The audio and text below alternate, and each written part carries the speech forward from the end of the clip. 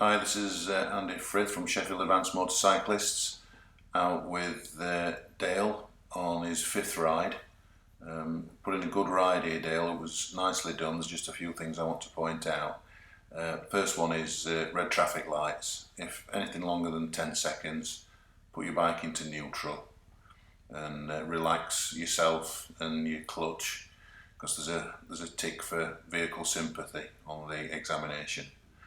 And that was a theme throughout the ride, really. Another one I wanted to pick up on was speed limits. Here you can see clearly a 40. You didn't do a mirror check for it, and we're doing 32 on my Speedo, and we were doing that for quite a while, and then that car came and passed us, so you weren't aware it was a 40. Just at the end of that road, there's a nice slice to be had here of the roundabout. Just a good mirror checks and maybe a blind spot check before you do it. We could have sliced that one. This one's on the way down to Herringthorpe Valley. And advanced planning we're talking about here. You've got two vehicles in front of you and had done for quite a while. Nothing in the offside lane, but you braked and then last minute shoulder check and moved to the offside lane when we could have had that a long time before. Again, this was quite a long stop, but this time you did put it into neutral, and I like this section. A nice ride up to the roundabout, good checks, maintain the centre lane, nice speed around the roundabout.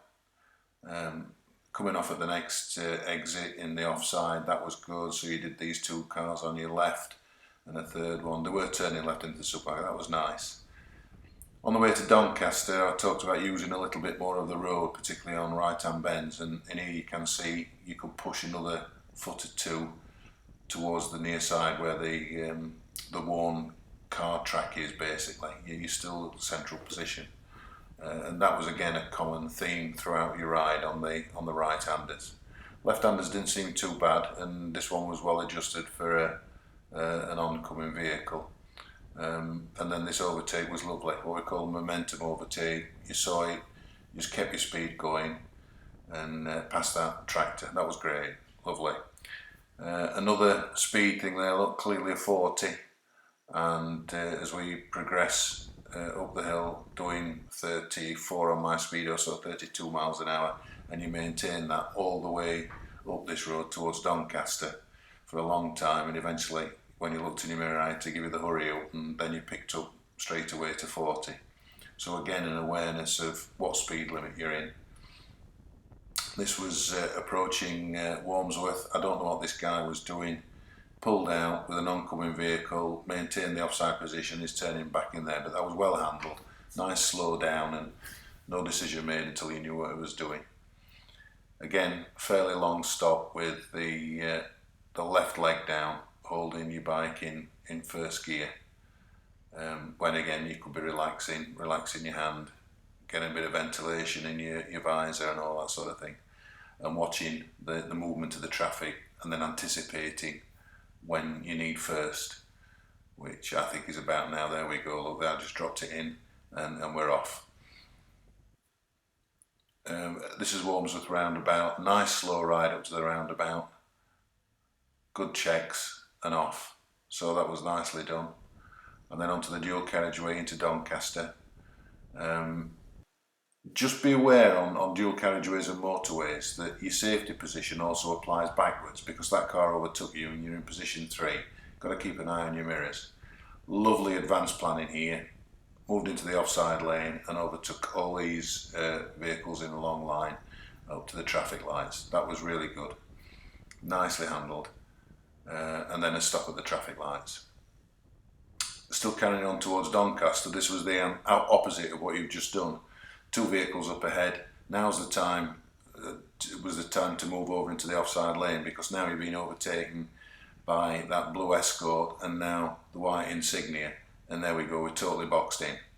Whereas an early move to the offside, just in front of those cars when it was safe to do so, would have stopped all this, and we could have been away in front of the Escort and gone, taking the offside lane over the flyover. So there is a lot to this advanced planning, and again here you can see that the car on your right, the white one, is just turning in. You could have taken an immediate offside position there after the shoulder check, and we could have been past both those cars. Just a little bit delayed. You went this time, but you could have done it earlier. This is another speed thing as well. We're at the traffic lights coming out of Doncaster now towards Cantley, and we were stood at traffic lights for a while. Again, you're holding it in first. But then this Merc came up on the offside. You took off and he accelerated quite firmly and sort of like got behind you. But again, we've been doing 40s. We just passed a 40 repeater there, and yet we're doing 35 on my speedo here, so about 33 miles an hour. And that Mercedes was right up the rear of your bike. This was interesting. You talked about the stop here in debrief. We're on a turn left lane and a line of cars, and you asked, could you have filtered up? Well, yeah, you could, but it wasn't a long wait, and the cars dissipated after the left turn. It's always a grey area. If it doesn't quite feel right, it probably isn't. I think if you'd have gone up there, you would have probably been a little bit pushy. So I think it was the right decision to stay where you were, and the flow wasn't interrupted for very long at all. Next one was an interesting one at the Robin Hood turn-off. We've got a left lane clear, but it's a left filter, and you've got problems there if the green light comes on and your red light ahead, go ahead doesn't change. But it did for that guy. Now, I don't know what the legality of it is, that the lights went green and he took the opportunity to go, so I can't really fault him. This was a nice overtake on the way towards Bawtry. Maybe just topped out a little bit, but that was a nice open view, nicely taken.